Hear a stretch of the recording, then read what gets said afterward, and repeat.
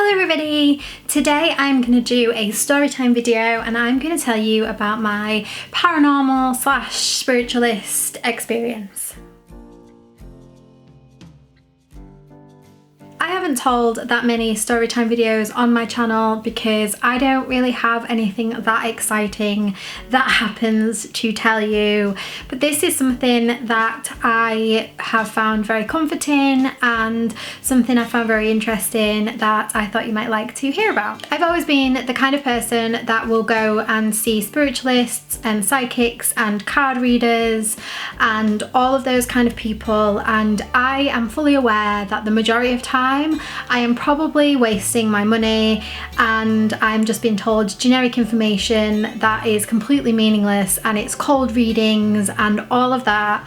I am fully aware of that, but I do get great comfort from speaking to somebody about people that may have passed and things like that. It just gives me comfort. I am terrified of death and what happens in the afterlife because I think it's that feeling of not knowing what's going to happen, and that just gives me anxiety even thinking about it. And when you think about people that have passed that you may never ever see again, that is just really sad.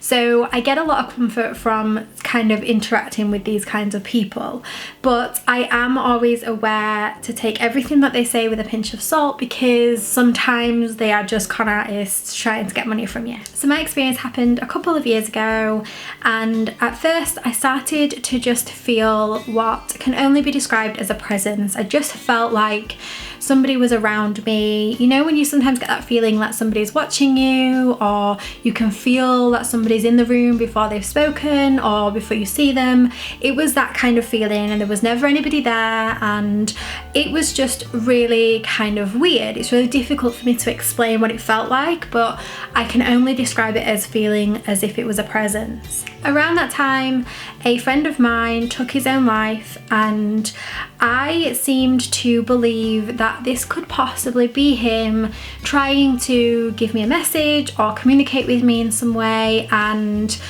that kind of made me want to explore that further and just kind of see if that's what it was, although I was very skeptical that it probably wasn't anything to do with that and it was probably something that could be easily explained. Although I get real comfort from speaking to spiritualists and psychics and all of those kind of people, I am a very real person as well, so the fact that I just felt a presence and then I assumed that it could possibly be somebody who had just recently passed, I also was very realistic in the fact that it probably wasn't anything to do with that. I contacted a woman who I had read good things about online, and I emailed her to book an appointment. The initial email was just me suggesting that I meet her at some point, and she asked me no information. She had my first name and my email address, and that was it. There was no other kind of information exchange. She didn't ask me where I lived. She didn't ask me why I wanted to see her or anything like that. So initially I was very surprised because often you find that people tend to do a bit of fishing and kind of get information from you beforehand so that they can build around that, but she was just gave me the appointment and told me where she lived, and that was it. Where the reading was taking place is quite a distance from my house, and I have to admit that a few times in the lead up to the appointment I did consider cancelling and rearranging, and maybe that it was silly to go there and be told something and just to be confirmed that this wasn't actually my friend and then what I was feeling was completely irrelevant to anything spiritual. And I also, part of me did think, am I just going to waste my money? And I did almost back out of the appointment. So I persevered and I went for the appointment, and I arrived at this woman's house, and I was already on guard for her to be trying to cold read me and kind of take some information from me, but she asked no questions. She didn't ask any information about where I came from or even general questions like how was the trip over here. Nothing. She asked me no questions. She was very much like, let's just get down to business. She wasn't even interested in making any small talk. So I was quite surprised at that because usually I have been around people that have been kind of extracting information conversation or just making small talk in the interim before the reading. The reading was for an hour, and she went straight into telling me that I had a presence with me, which kind of made me feel like maybe this was somebody that I knew, and it was quite exciting at this point. She began describing what this person looked like, and she said that the person was female. So instantly I'm already feeling a little bit disheartened and discouraged, and just a little bit like this probably isn't going to lead to anything. There are no female relatives that have passed away that I have ever met or have ever been part of my life. So when she said that it was a female, that made me feel a little bit like, well, it's not even somebody else in my family. This is probably somebody who is either entirely non-related, or this woman is just guessing and she's trying to get a cold reading from me. As soon as I said I didn't know any female relatives that had passed away, she began to describe what this woman looked like, her mannerisms, right down to the kind of perfume that she wore. And the woman that she described was almost a spitting image of my grandmother. It's probably integral to the story that I explained to you that I am not in contact with any of my family. However, if somebody had passed away, I'm sure that they would have got the message to me and said that, you know, your grandma's passed away. So I explained to this woman that although the person she was describing sounded a lot like my grandmother, it couldn't be because she hadn't passed away. She began to describe my grandmother's dog that had previously passed away, and I explained that yes, that did sound like her dog, and that dog had passed away previously, but my grandmother had not passed away. I became a little bit frustrated at this point because I was telling this woman that that isn't my grandmother, and then she was very clearly telling me yes it is. She was no longer saying this woman just looked like her. She was telling me that this was her, that this woman was telling her she was my grandmother. I became a little bit irritated because I felt like, well, I'm just wasting my money now because you're telling me something that I know for a fact is not true. She went on to tell me further information, such as the day in the month that she had died, but at this point I had completely become quite abrasive and a little bit defensive because I felt like this was no way to really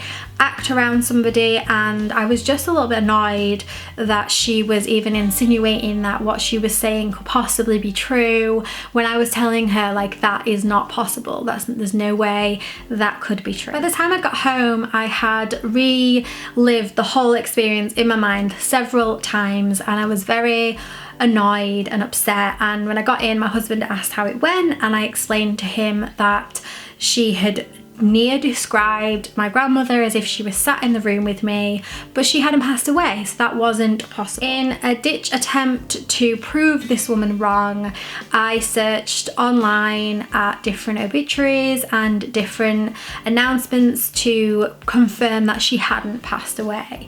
And I was at this for about 45 minutes doing lots of different search terms with my grandmother's full name and where she lived and where she previously lived and all of this information, and just nothing came up. And at this point I felt like, yeah, you know, she hasn't passed away and what you're saying was completely not true. And I actually felt that that was a little bit cruel that she would say that when it wasn't true, and even when I was telling her that it wasn't true. I decided to do one last search, and I searched for my grandmother's full name with the date in which she had given me that she had passed away, and I was really shocked to see that she had passed away 2 weeks prior to the date in which I was doing the search. In the notice it said that the funeral was to be held on the following Monday, so this was Saturday and the funeral was going to be on Monday, which meant that I was still able to attend the funeral, which was a really positive thing I got out of this whole experience. So from going to see this spiritualist because I was having this feeling of a presence being around me, I was able to find out that my grandmother had passed away and I was able to attend her funeral. I have no explanation for how this happened. I have no way of telling you that she, you know, it was just a coincidence. She described somebody to me that was exactly as my grandmother is. the dog that she previously had, the perfume that she wore, and the date in which she passed away. And because of that, and because of that visit, I was able to go to the funeral and say my goodbye and be part of that. And I am eternally grateful for that experience and for what I got out of that. I have no explanation. I have thought about this every single which way. My grandmother, it was my maternal grandmother, so she had a different surname to my surname. So even if this woman had got my surname, she lived across the country in a completely different place to where I was coming from and around where she was based. She, the search terms I had to find myself to find that she'd passed away were extensive, and it wasn't until I had the date in which she gave me to do the search, I then found it. There was nothing in that obituary that linked her to me.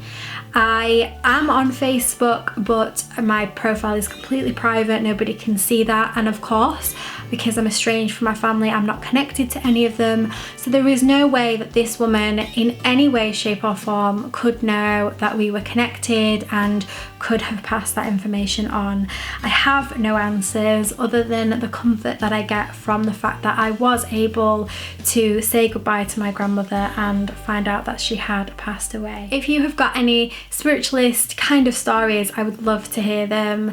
It gives me great comfort to think that maybe there is a life after death and that our loved ones that have passed away are happy and safe and in a nice environment.